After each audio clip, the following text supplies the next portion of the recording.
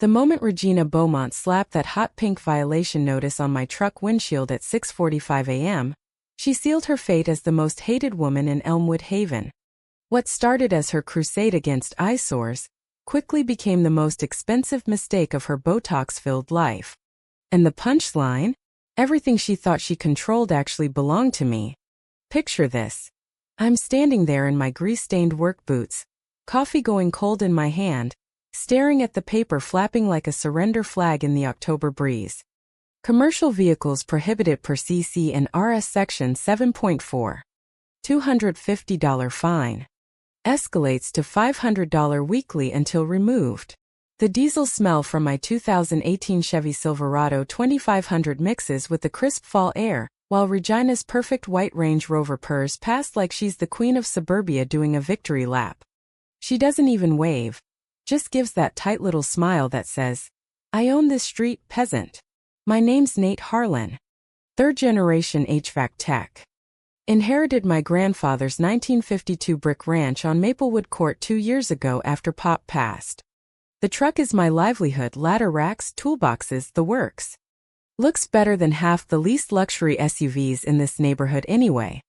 But Regina Beaumont, 47, luxury real estate agent, HOA president for 4 glorious years, decided my truck was destroying property values the second I parked it in my own damn driveway after a 14-hour emergency boiler job. Elmwood Haven looks like the American dream on Instagram. White picket fences, lawns so perfect they could be carpet samples, kids on bikes that cost more than my first car. But underneath, a police state run by clipboard warriors. Regina measures grass height with a literal ruler. She's timed Christmas lights down to the minute, they must come off January 3rd. And God help you if your trash can sits out past 8:07 a.m. I knocked on her door that evening, still in my uniform. She answered through the screen like my boots might infect her marble foyer. Vanilla candle stench wafted out. "Rules are rules, mister Harlan," she cooed in that fake sweet real estate voice. "This isn't a blue-collar construction zone. Perhaps a more appropriate neighborhood would suit your needs." Click of her Louboutins retreating. Door shut. Message received. "You don't belong here anymore." I stood on her porch listening to her wind chimes tinkling like tiny victory bells and felt that cold fury I hadn't felt since the hospital called about Pop. But I didn't yell. I smiled. Because here's what Regina never bothered to research. My grandfather, Elias Harlan, didn't just buy a house in 1952. He financed the entire cul-de-sac when this was still farmland. He was the electrician who wired half these houses, including hers. And somewhere in the county recorder's office sat yellowed paper that said Maplewood Court had never actually been deeded to the city. That night I didn't sleep. I sat at Pop's old oak desk surrounded by his blueprints and started digging. First stop next morning, county records. The clerk, sweet old Mrs. Delgado, who'd known Pop since Nixon, pulled the original 1952 development packet. Thick folder, coffee stains and all. HOA incorporation papers from 1998 looked shiny and new by comparison. And right there on page 7, the street dedication clause was missing. No transfer. No signature from the city. Just Pop's careful handwriting retaining perpetual private ownership and easement rights. I almost laughed out loud in the dusty basement. Knowledge nugget number 1. Always check original deeds before you let some HOA Karen play God with your driveway. Most of them are bluffing on authority they never had. Meanwhile, Regina wasn't wasting time. 2 days later, a certified letter arrived. Legal weight, gold seal, the works. Final notice. Vehicle removal required within 48 hours or property lien will be placed. Unsightly equipment visible. Work boots on the porch. Even my American flag was now disruptive. The woman had recruited her little army. Gladys Worthington from 2 doors down, clipboard in hand, timing my arrivals like a prison guard. I kept my mouth shut. Installed 4 security cameras pointed only at my property, perfectly legal.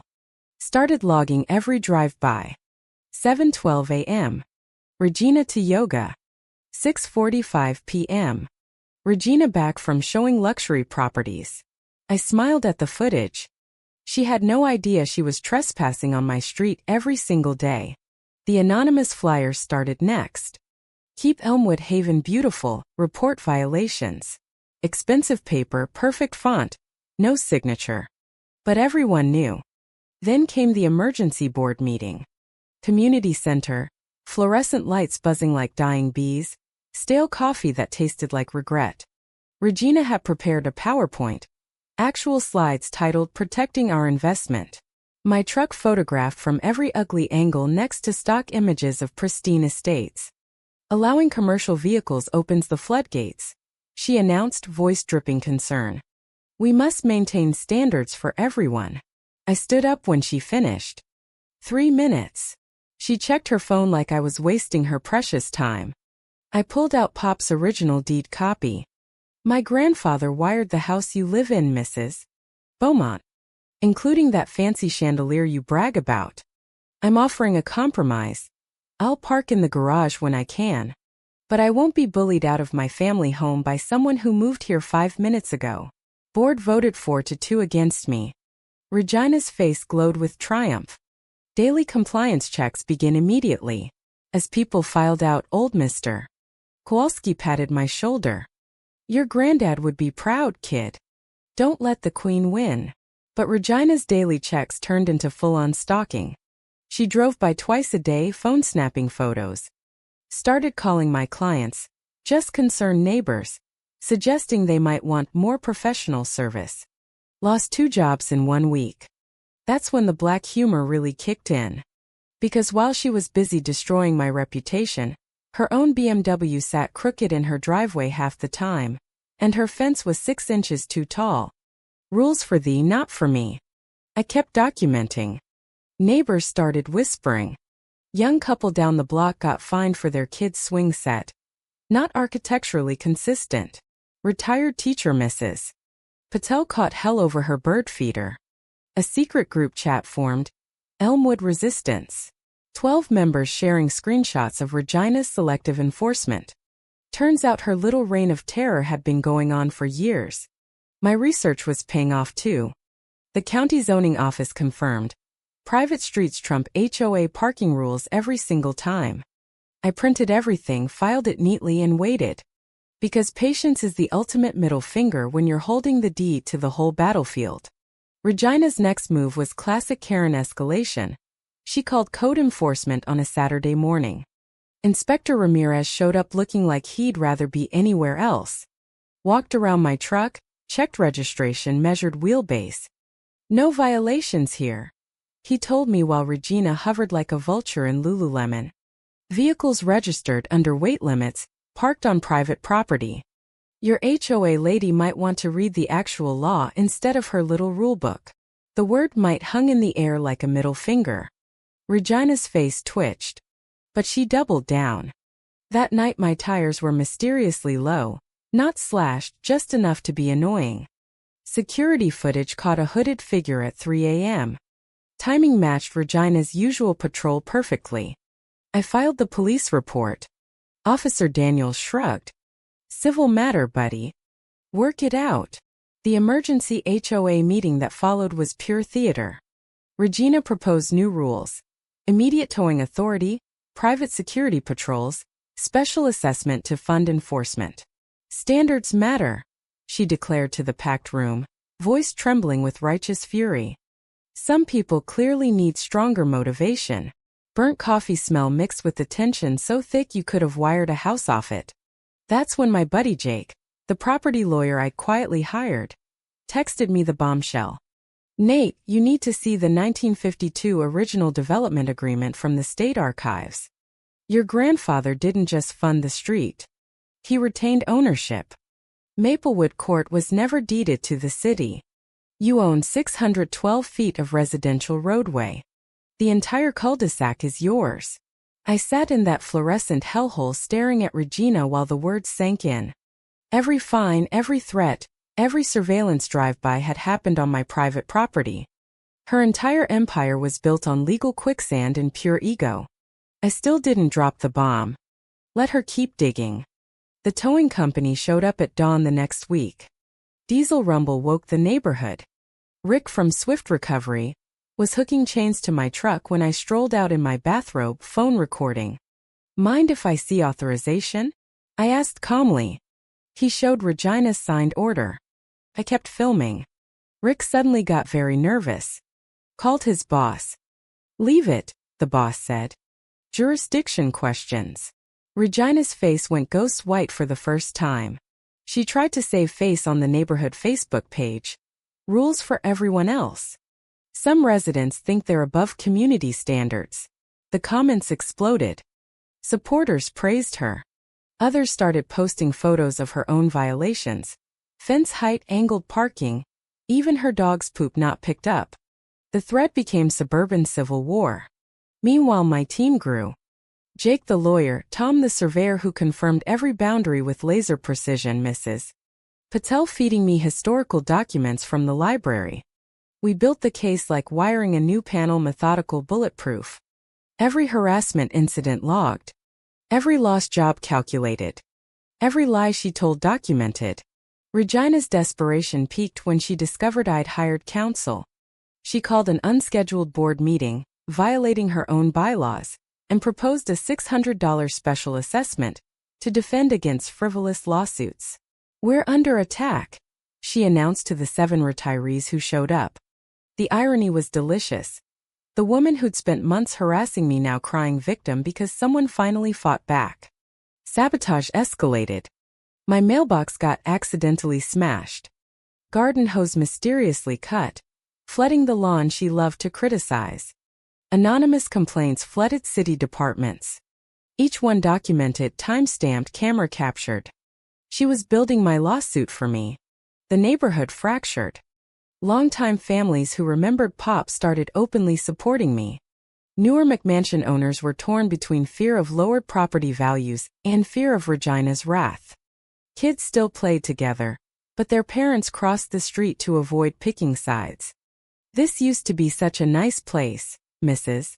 Patel whispered one evening while Regina cruised past on her nightly patrol. Now it feels like a police state with better landscaping. Jake reviewed the final file at my kitchen table. She's given us everything: excessive fines, property damage, workplace interference, false police reports. This isn't enforcement anymore. This is persecution. The October wind rattled the windows as I stared at the camera feed of Regina's Range Rover slowing in front of my house again. She had no idea she was trespassing on my private road for the last time. The regularly scheduled HOA meeting that Tuesday night drew the biggest crowd in Elmwood Haven history. 60-plus residents crammed into the community center, like it was the Super Bowl of suburban drama. Regina arrived in full armor, pearls, power suit, prepared victory speech. She opened with her masterpiece motion: pursue all legal remedies against non-compliant residents, including forced property sale if necessary. Some people only understand force, she declared, eyes locked on me. The room went dead silent. Even her supporters shifted uncomfortably. That was my cue. I stood up with a simple manila folder. Before you vote, I'd like to share something interesting I learned about our neighborhood while researching these so-called violations. I held up the original 1952 development agreement. Yellowed, coffee-stained, absolutely ironclad. My grandfather didn't just live on Maplewood Court. According to county and state records, Elias Harlan financed and retained perpetual ownership of the entire street. Maplewood Court was never deeded to the city. It's private property. And I inherited every inch of it. Silence so complete you could hear Regina's fake eyelashes flutter. Her face drained of color like someone pulled the plug on her Botox. Board members exchanged panicked glances. Mrs. Patel started slow clapping from the back row. Every parking ticket you issued, I continued calmly. Every towing threat, every surveillance photo, every fine. All of it happened on my private property. You've been writing tickets in my driveway like a mall cop with delusions of grandeur. Jake stepped forward with the surveyor's maps and municipal confirmation letter. The city rep I'd invited as a guest witness nodded. We've maintained the street under service agreement for decades, but title never transferred. Legally, Mr. Harlan owns the roadway. Pandemonium. Longtime residents erupted in applause. Regina's supporters sat stunned. She tried the denial route. This is impossible. These documents are fake. This is a conspiracy. She demanded to examine the papers, claimed forgery going back 70 years, threatened lawsuits of her own. The more she talked, the deeper she sank. Jake laid out the consequences. Cease and desist for all harassment, dismissal of every fine, documentation for potential civil suit. But I wasn't there for revenge. I'm not interested in punishing anyone, I told the room. I want fair, reasonable guidelines we all agree on. This neighborhood deserves better than one woman's ego disguised as community standards. The aftermath was swift and brutal. Regina stormed out mid-meeting, enforcement empire collapsing in real time. 3 board members resigned on the spot. Within 48 hours she resigned as president for personal reasons. Within 3 months her house was for sale and her Range Rover disappeared. The new board, led by Mrs. Patel, voided every petty fine from the last 4 years. We rewrote the CC and RS through actual resident votes, not dictatorial decree. I hosted a neighborhood barbecue right on my street, and we created real parking guidelines by consensus. Kids got a community garden where the old no toys on lawn rule used to reign. We started the annual Harlan Heritage Festival celebrating the families who actually built this place instead of just moving here for the schools. Property values didn't tank, they rose. Turns out people want to live in a neighborhood that values fairness over fear. The local paper ran the story. One man's truck exposes decades of HOA overreach. Other neighborhoods started checking their own deeds. Legal clinics now use our case as an example. Standing in my driveway this morning watching kids ride bikes on my private road, I finally understood what Pop really built here. Not just asphalt and wires, but a community strong enough to survive petty tyrants and come out better on the other side. So tell me in the comments, was Regina Beaumont just upholding neighborhood standards, like she claimed, or was the real crime ignoring who actually owned the ground beneath everyone's feet? Drop your own HOA horror stories below. I read every single one. And if your association ever tries to tell you what you can park in your own driveway, remember, sometimes the most powerful weapon isn't anger. It's the original paperwork your grandfather was smart enough to keep. See you in the next one, where I expose the neighbor secretly running an illegal short-term rental empire. Trust me, the code enforcement inspector's face was priceless.